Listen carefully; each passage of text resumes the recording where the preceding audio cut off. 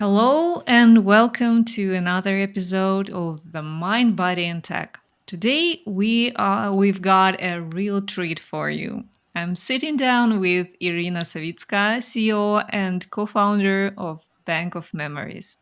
With 15 years of experience, Iryna not just a business professional.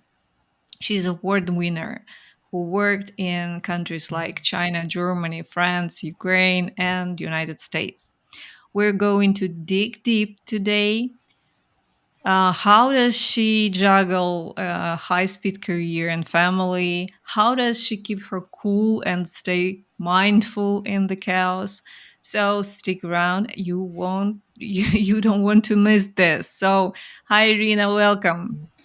Hi, Sana. I'm happy to be here. Thank you for invitation, especially about this topic about mixing family and tech. Yeah, this is a topic close to our hearts. So, let's start from the beginning. Your morning routine. What does your morning routine look like and how does it set you up for a successful day?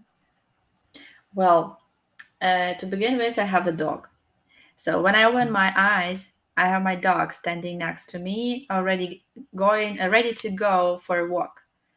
So it takes me like 15 minutes to get out of my bed and just stretch a little, and then just go to the forest. And every day is the same.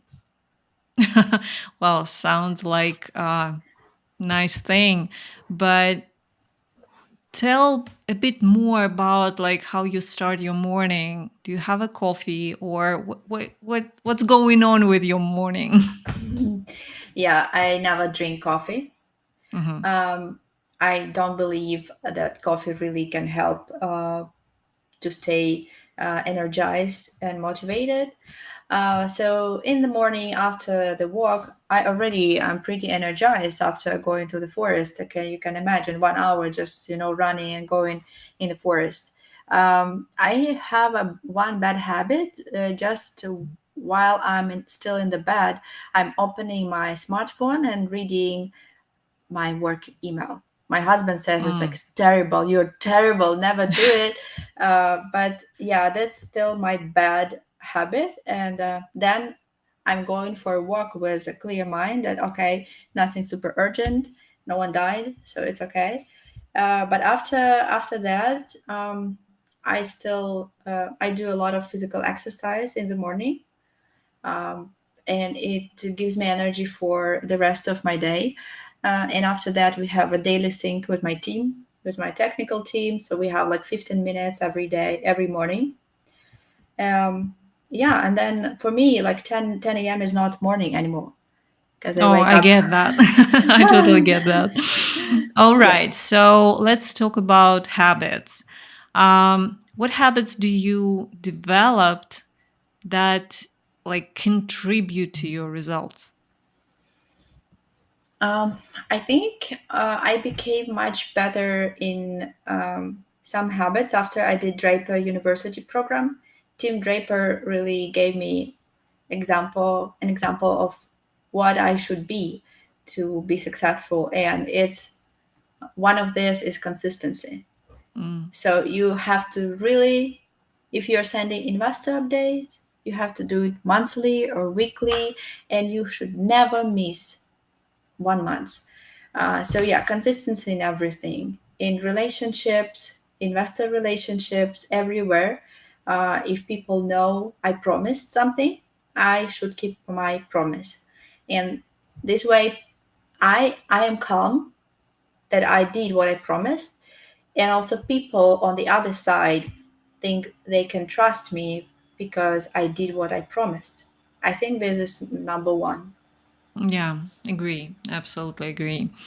So, how do you maintain your high energy? Because you are a startup founder.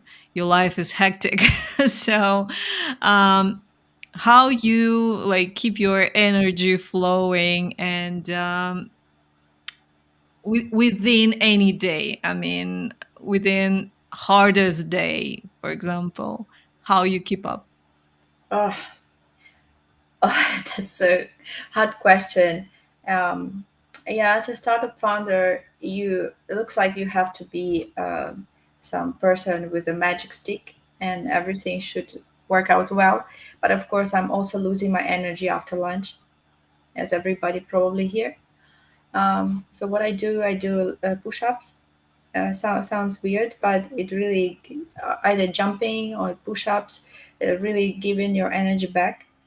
But there's also a mental a little mental issue here. So of course you can get your energy back, physical energy, but if something is not going well, it's here in your mind.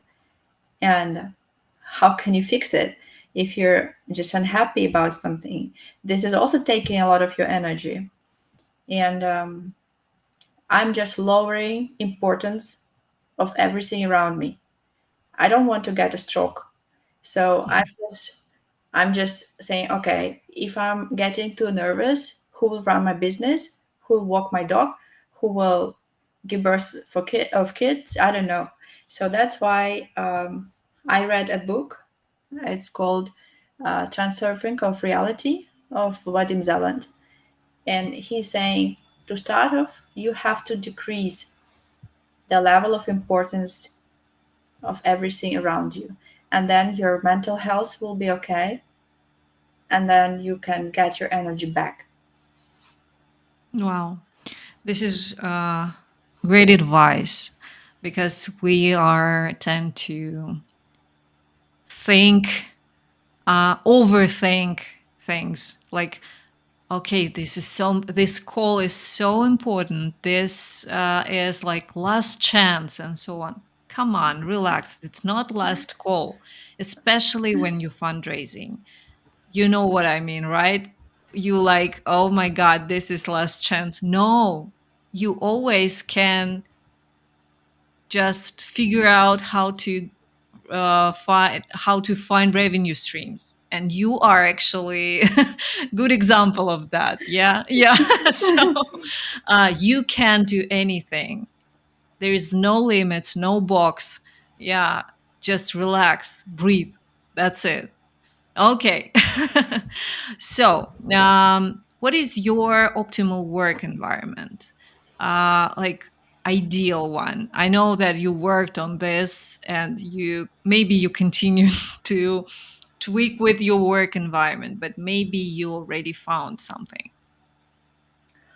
Um, well, when I was in corporates, I really like to work in an open office environment together with other people, brainstorm, because this required my job.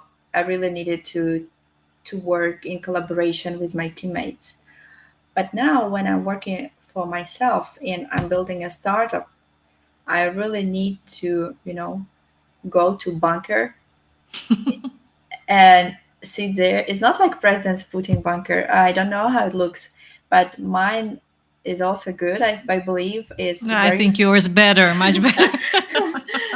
Mine is silent, and I'm just kicking out everybody and shutting the door. And I need to focus and concentrate. When you're applying for accelerators, incubators, it's not enough to just apply. You have to go beyond your like physical opportunities, and just you have to be perfect. You have to be like a fairy tale startup so that you got accepted, or show a lot of revenue. Then maybe you got lucky. But what I mean, you have to really be on your own to really create a masterpiece that someone on that end will read and say, wow, yeah, they I want deserve. that. Yeah. Yeah, they deserve it. But if someone, of course, disturbs you all the time, you will never get it. Yeah, because the competition, first of all, and lack of like right now, it's hard to raise money because there is no money on the market. Not like before. So competition is very very high, and you need to always remember that you should be better.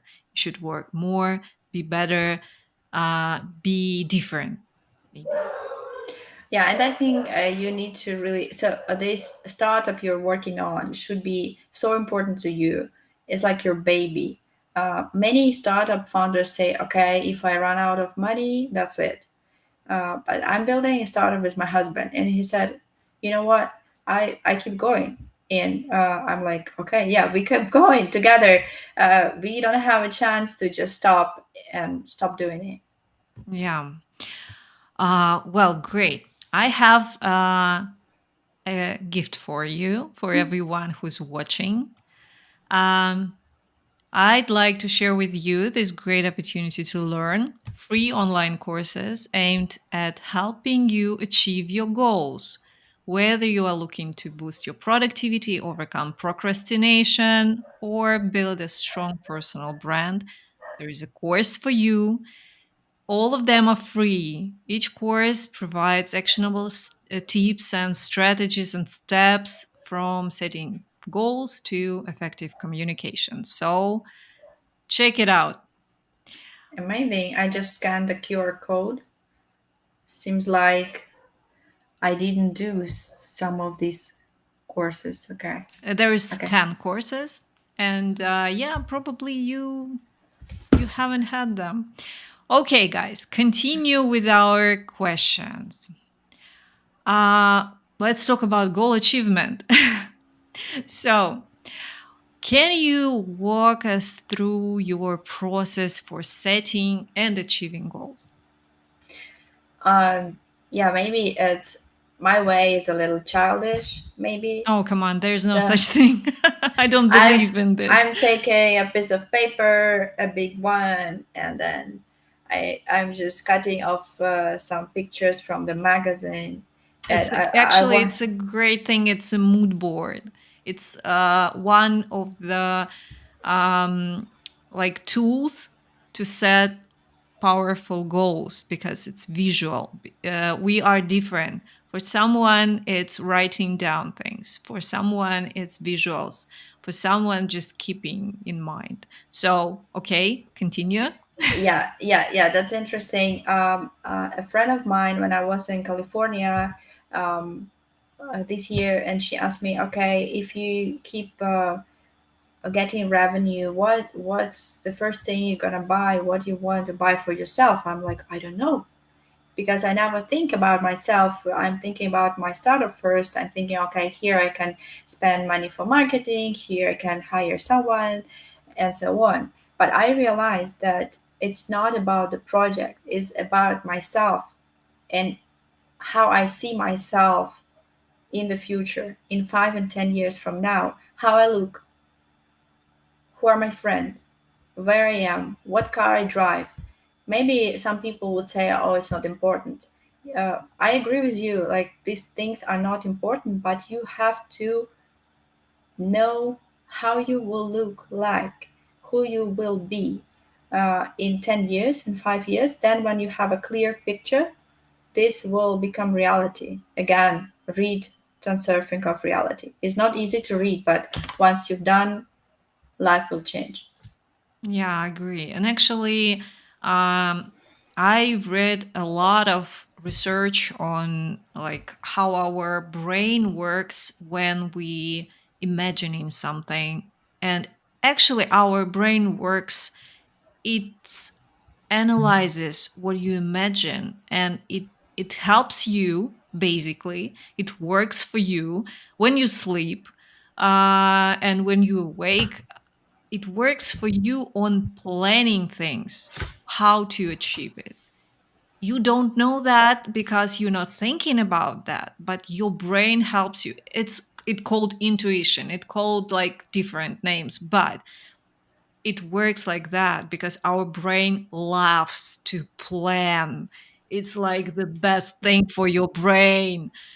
So help your brain by imagining things. Because when you imagine, and I know a lot of people hate this question when you, what you will do after in 5 years, in 10 years, because they never thought about it seriously.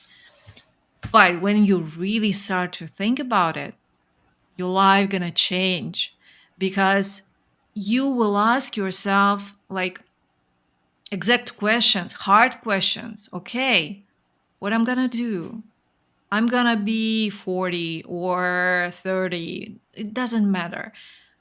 And when you ask yourself these hard questions and you come up with some ideas, what I love to do, what I really can do every day happily, and share something, and so on. So, as a person that already been there and done that, because I asked myself these hard questions, so I know that your life is going to change when you really, really going to answer that and try to answer that. So, okay, I'm talking Maybe, too much. maybe people who listen to us, they think, oh, what are they talking about? How this life can change? This life is the same every day, everything the same. If you're gonna stay where you are right now and not asking yourself questions, yes, your life not gonna change, never gonna change. But if you really want to change your life, if you feel like something wrong, something, I don't know what, but I want something different in my life, this is your start. This is like acknowledging that, okay, I don't like this anymore. This is your beginning of this journey. It's not easy. Otherwise, everyone gonna be successful, happy, and so on. So yeah, it's not easy. It's very, very, very hard, but you need to start. So Mhm. okay, next question: how you track your progress and how you measure your success? Yeah, previously I set a lot of goals for myself. Usually in the beginning of the year and the end of the year, I was reflecting on this year. It was mainly about the business and then setting the goals for my business for the next year. And I failed many times to achieve my goals. Then I Aren't we realized, all? yeah, and I realized, like, okay, why should I set so many goals?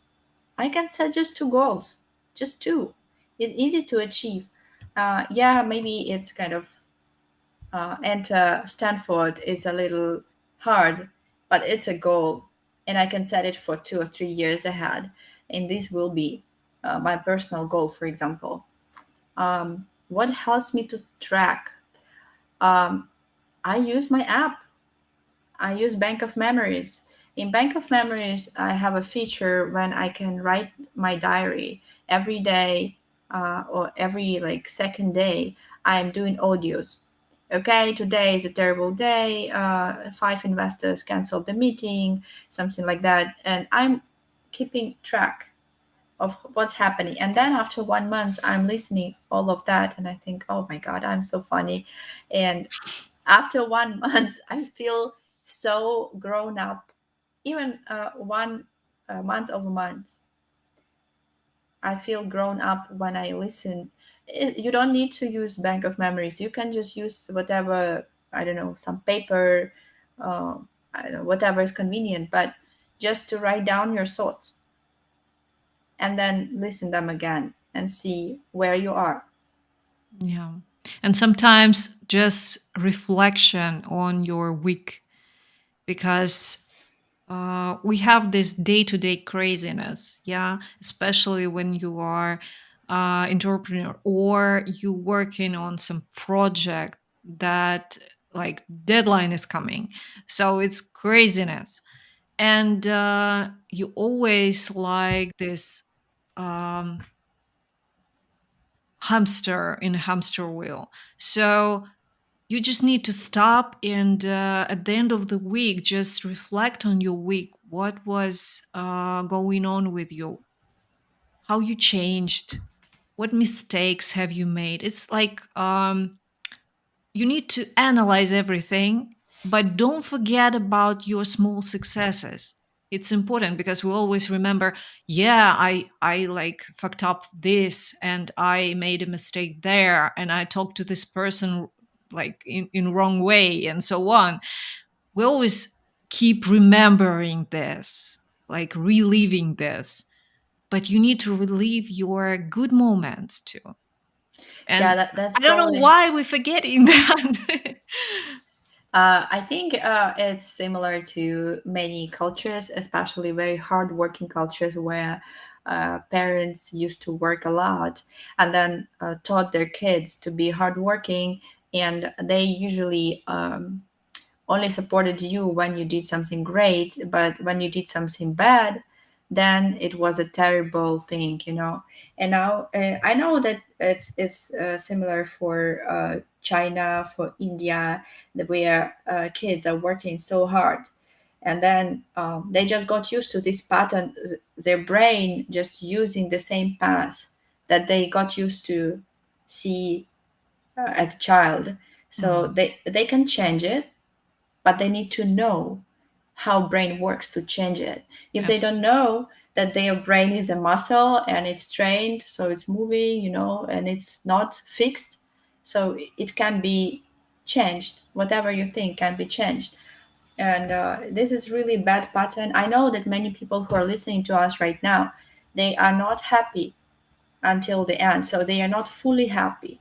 And when they are not happy either in personal life or in business, this is not a balance. And if you cannot achieve the balance, you cannot be fully happy.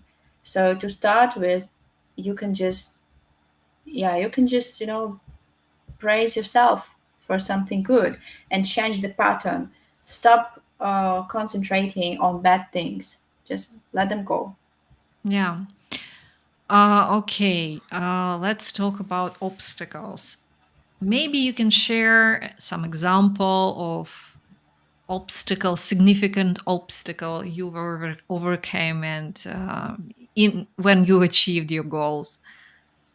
Mm, yeah, in person, I can share both in personal life and in business. Yeah.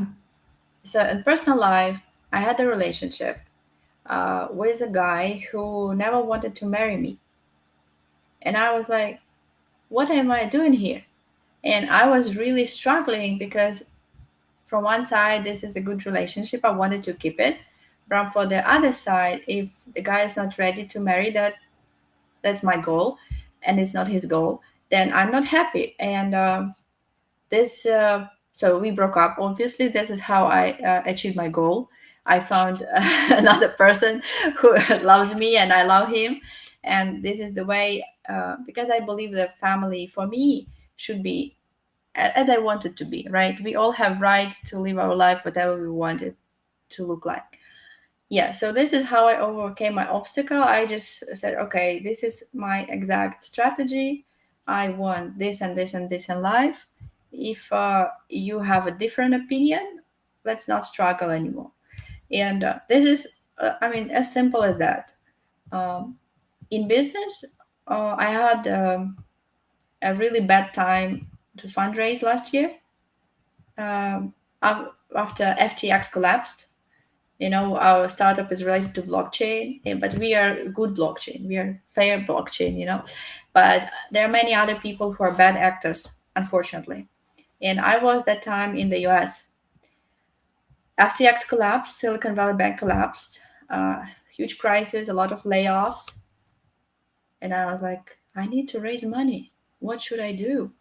And investors are not really in rush to give checks. So how we overcame it, yeah, to be honest, I had to find coins and some dollars at home, uh, you know, to survive at some point. But then suddenly our company started making revenues. I said, like, okay, whatever, whatever market situation is, I'm like, I'm fed up, I'm doing business, that's it.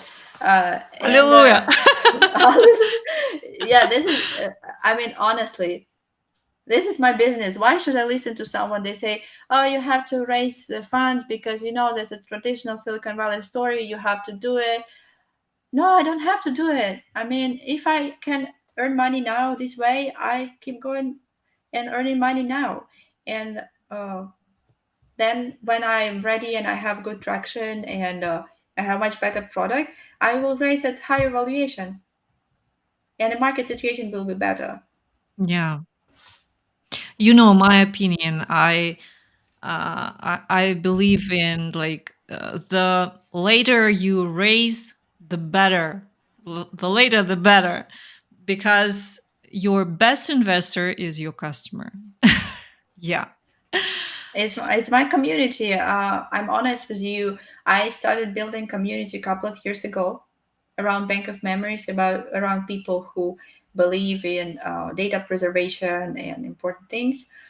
So now we have 13,000 people, and most of them are looking to buy shares in my company. This is great. This is great. Yeah. Let's talk about role models.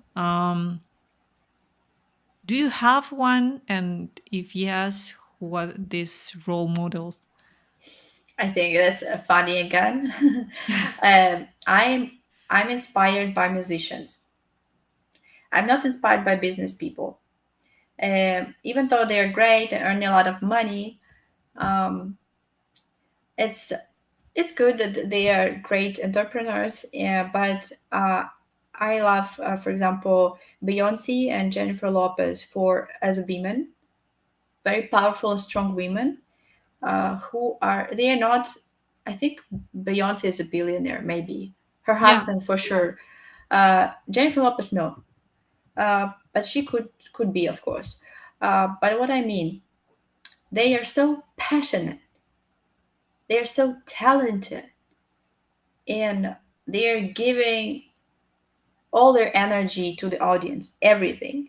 And that's how I believe we should build startups too. And I'm also a woman, and I think they are my role models. They are mothers, they are balancing somehow business, and this is great. Um, yeah, and I have a couple of maybe thousands of friends when I'm looking at their profiles, how they develop on LinkedIn. I'm cheering them up. They're also entrepreneurs, communities of entrepreneurs. I'm really proud of them. They keep going, but not like some very famous people. Um, they're already famous. Let them be famous. That's enough. Let's make someone else famous too. Absolutely. For me, it's always fascinating when I see the person, some sort of like me, like normal person, and they hustle, they like do a lot of work, they work more than anyone else, and they became successful. Like there, I know this person, so this is fascinating for me. Like this average, I mean average people, not some celebrities. Uh, it's so great to see this growth, like learning and growing and failing and growing and so on and so on. So this is really nice. Okay, guys, I want to share with you that the next interview with wonderful Anna will be next week, and you can watch more interviews, recording of this one and next episodes on YouTube or on LinkedIn. And I invite you to subscribe and watch more with me. And I promise you that this year I have at least four incredible people. I suppose I'm going to have much more. Um, so we're going to have interview each week. So don't skip it. Sign up, subscribe. Okay, let's continue and talk about family and work. How do you balance your demanding career, your baby bank of memories, and your family life? Surprise! I'm building with my husband, so this is even yeah, a double, double effort. From one side, I believe it's just a perfect match when you're building with your husband. I know some venture funds that say, "Oh my God, this is a red flag. No, no, no, no businesses, no family investments." But I also know a lot of success cases. For example, Eventbrite. I met their CEO Kevin, who's building with his wife, and they're pretty successful, very successful people, and there are many of those. So how I balance, we are just responsible for different things.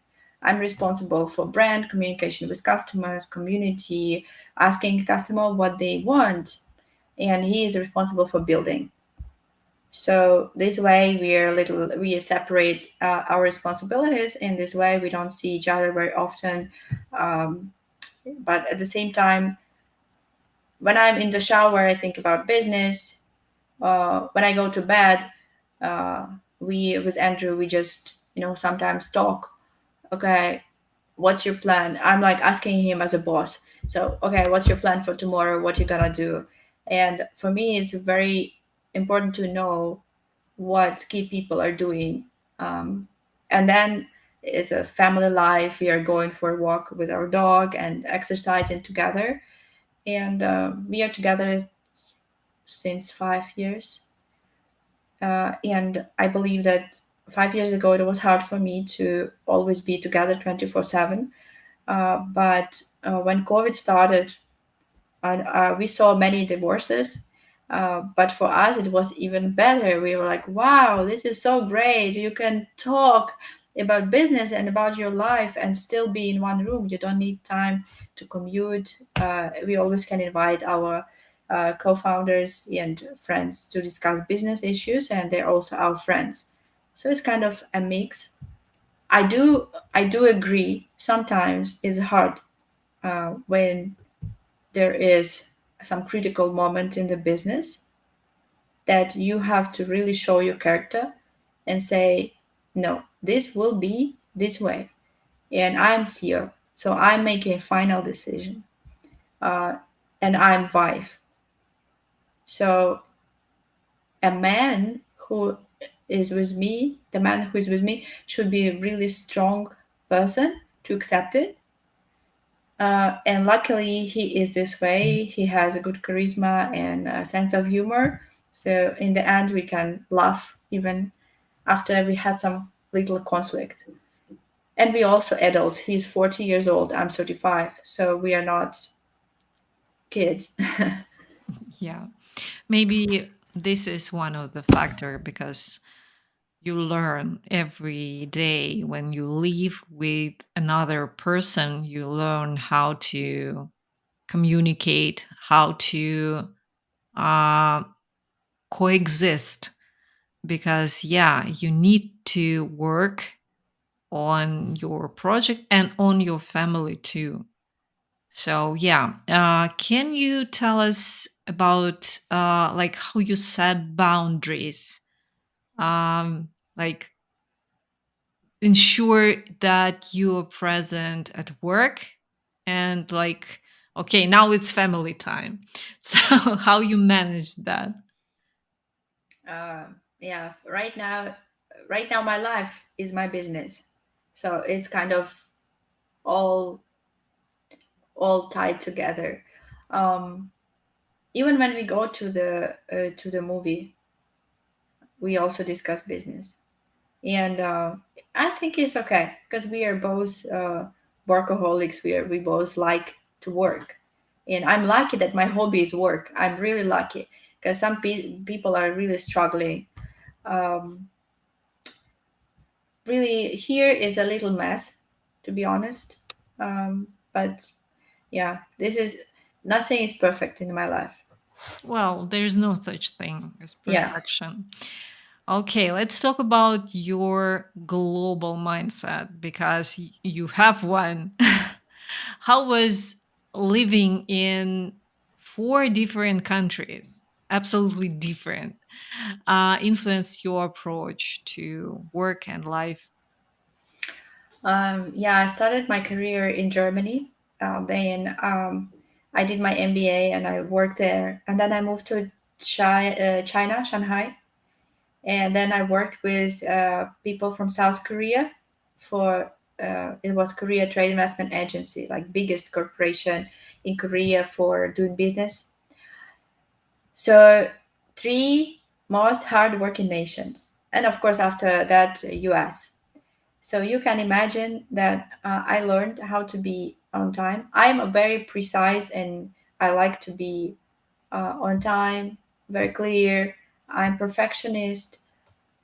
So if for me it was easy to get into this culture, but now I realize when you do business, or we even when you talk to investor, you really need to know the culture.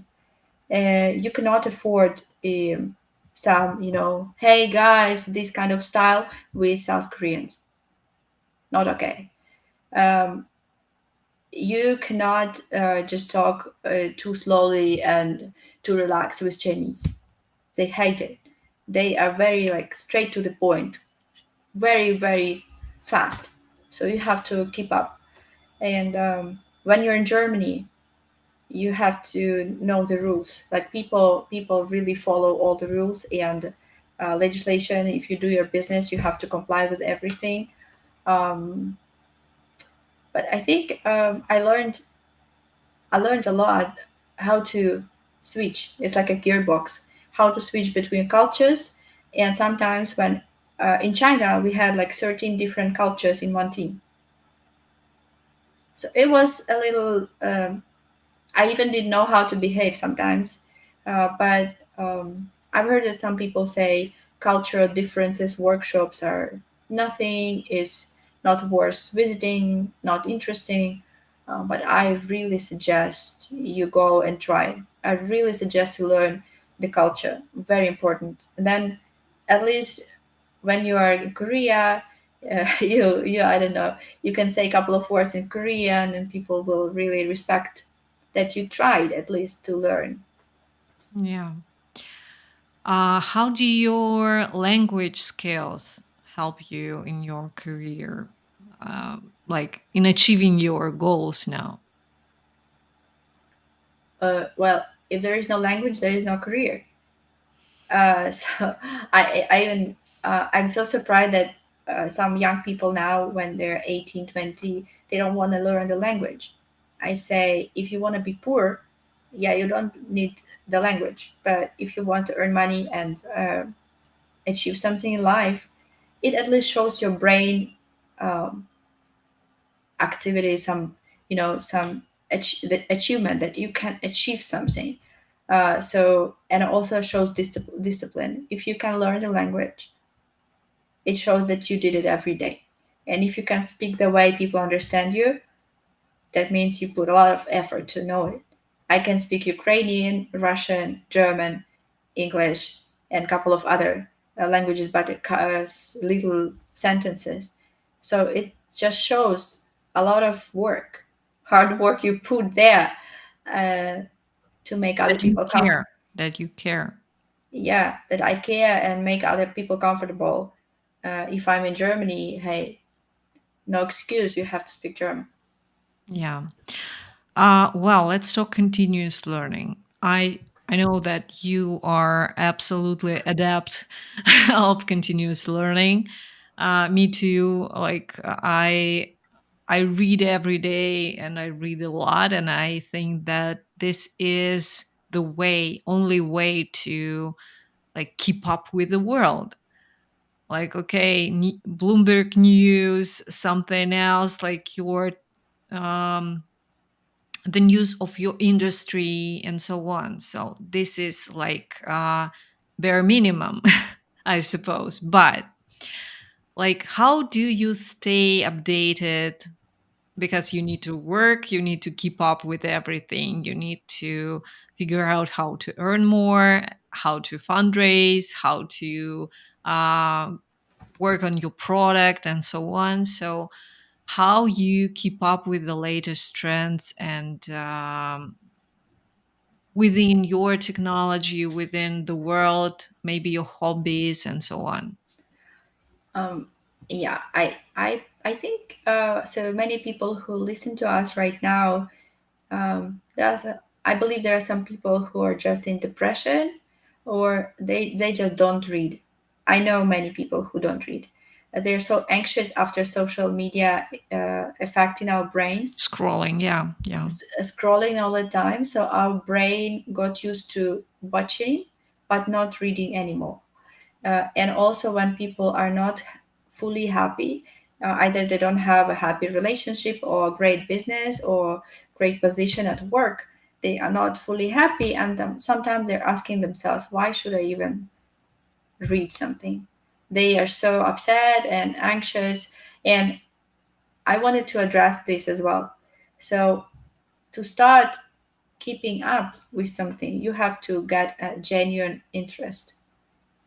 And you have to first find this genuine interest. Some people who don't read, they think they're stupid, but it's not true.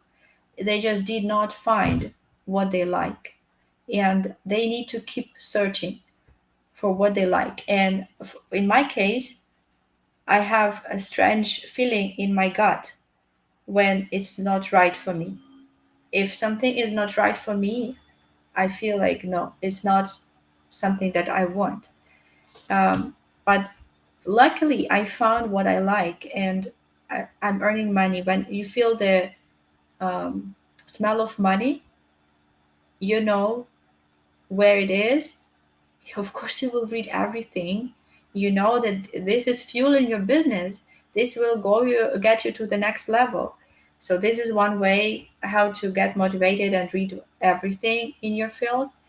And the second one is just your pure interest. You're not earning anything out of it. You're just very curious. Like I'm reading a lot about neuroscience. By the way, you inspired me to read, and your new book. Um, I was shocked that our brain is so sometimes sophisticated and getting us to wrong direction sometimes. So we need to really learn how to control our brain, learn how our soul is connected to our brain, where is the connection. So I'm really learning a lot, and this is my genuine interest, But business and yeah. this can be a tool for you, because yes, you are interested right now just to understand things, but what I do and how it changed my life, because our brain helps us to achieve anything, basically. This is not some bullshit story about like, oh, we're gonna be happy and healthy and everything. Do good, be good. No, it's actually neuroscience and research. A lot of research supports that. Over 10,000 research papers on neuroscience connected to achievements, connected to goal achievements, goal setting, and everything else. As I said, our brain works for us when we sleep. But before you go to sleep, you need to, I would say, meditate a bit about your big goal. Not small goals, big one, but you need to figure out what is going to be this goal, and you gonna, like, you need to work on that. So it's not easy one. I know that you have you know how to meditate, and you are all into this, so can you share a bit your experience with this? Yeah, I was, previously I thought that some just strange people that meditate, close their eyes, and do whatever, just sit in silence. So I thought they're totally uh, interesting people. I couldn't understand how it actually works. But when the war started in Ukraine, I was there during war, and I started meditations, to somehow to calm down. I thought that I needed to calm down, but in fact, meditation is about training your soul. So there is body, you have to train your body. There is brain, you have to read and exercise to train your brain. But everyone forget about soul, and usually soul is the most fragile. And most people are going and visiting this some support and help to help them figure out life. But in fact, you can do it through meditation.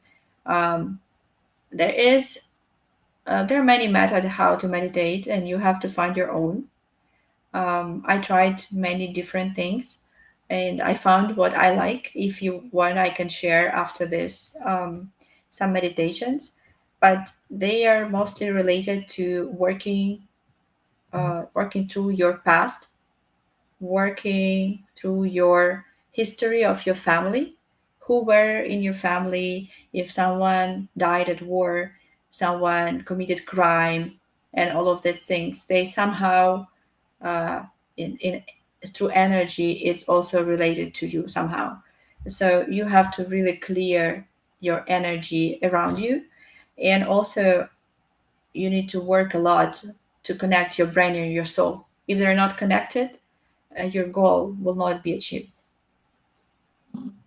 What do you exactly do? I mean, how do you meditate? Because I'm all about like relaxation techniques before I go to sleep. Uh, and it's more like just let it go, or it can be walking meditation for me, because I'm too hectic to sit down and relax. So for me it's like before sleep or walking. How about you? No, it's a recording. It's a voice recording of my teachers. Mm, I have a couple of teachers who help me navigate and work with my soul, work with my past, with my present beliefs. It's very important. So it's just a voice that, I for see. example, against So fears, it's guided meditation. guided meditation, for example, against fears. I'm afraid of this and that. I'm afraid losing my husband. I'm afraid of this and this and this. And you feel how your body reacts. Sometimes it triggers and Mm. sometimes it's not. So you know where the trigger is. You know what's your real fear out of this meditation, and you know how to work with it. If Mm. someone is interested, I can share. Well, if you have some links, I will put it on this video comments and description. So if you can share it, I suppose there's some people who are really interested. And as for our brain and meditation, research shows that people who meditate, they are brain in some regions they became more dense, gray matter became more dense, and these regions they are basically responsible for our calm and balance. So when you meditate, no matter how you do that, by walking, by breathing, there's lots of types of meditation, but um, you need to do something, at least, for example, 5 minutes of breathing.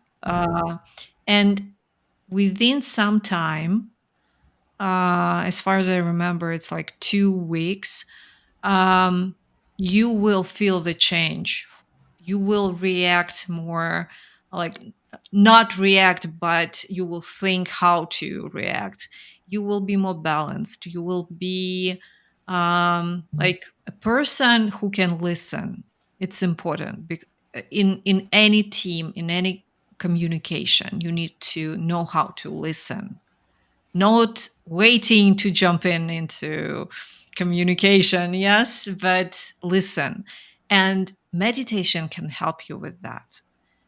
Try different types. Maybe you can share something on this topic, but I suppose this is important thing for all of us because world is too crazy, especially if you're reading news all the time, like scrolling social networks.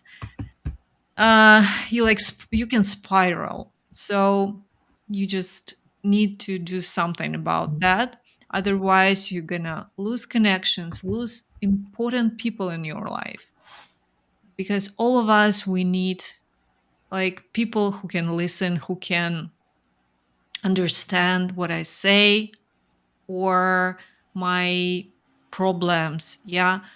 Not react, but help with some maybe advice with, or just listen. So you can do that only if you're calm and collected. Yeah, by the way, about talking, You have to talk less, just in general, when you pitch to investors.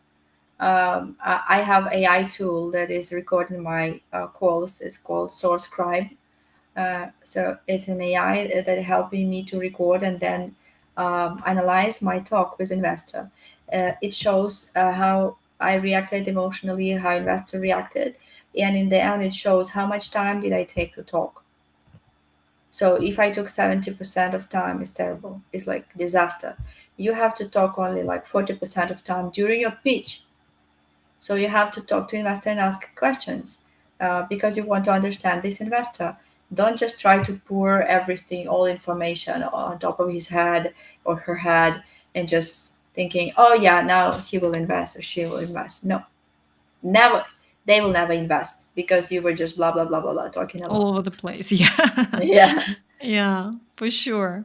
Okay, maybe you have something else to share because I exhausted my questions for now. yeah, yeah. I have just tips for startups. I can imagine that mostly Mhm. startups are watching us now, and yeah, I had a couple of tips. For example, when you're now working for someone and it's crisis, and you're thinking to start new business or new startup, you have to have at least $200,000 on your account for development. What if investor will not give you money? Should you will you be ready to continue invest your own money? So you have to really think uh, before building a tech startup because tech means money. You need a lot of money to launch something. I mean, to launch MVP, it can be almost free, but to Mhm. launch a product that is working and can generate revenue, it most likely will get you up to $200,000. In my case, it was 300,000, and we have now ready product and revenue. Second, if at your work you're now at corporate position and your boss is telling you that you're not good enough to take his position or her position, it's not true. If you feel that you are actually great, you're a superstar, you can rock, and they say no, you are not going to take this position, it's just because you have to maybe start your own business. So my friend, I have an example. My friend was so afraid to start her business, but she was dreaming about it since has been dreaming since 5 years probably. And her boss told her she is nothing, she cannot achieve anything except corporate life. So she just wanted to keep her in the team because she is a player. So finally, when she is now working for herself, she's like, Arena, why didn't you tell me before? I can actually perform. I say, yeah, you can. I mean, it's your business, it's your life now. So just don't be afraid. And the third advice is when you're pitching to investors, don't look at them as, you know, they will give you money tomorrow. They will not give you money in 99% of cases. Most likely, no. Even if you see now cases when startups raise Series A, when you looked from whom they raised, they knew these people for a long time before, and these people probably the same nationality of these people who raised. So somehow they knew each other before. So my conclusion is that you just need to understand that that's VC's job to look at your pitch, but don't make it a very traditional 3 minutes or 30 seconds pitch, and don't try to work it out somehow because it's a give and take. If there is no conversation, there is no business. When you're just trying to throw some pitches in front of them, they are not interested. Yeah. Wow, it was great. Thank you so much. Lots of valuable information. So I like to thank you for your time, for sharing and going deep. And well, thank you, everyone.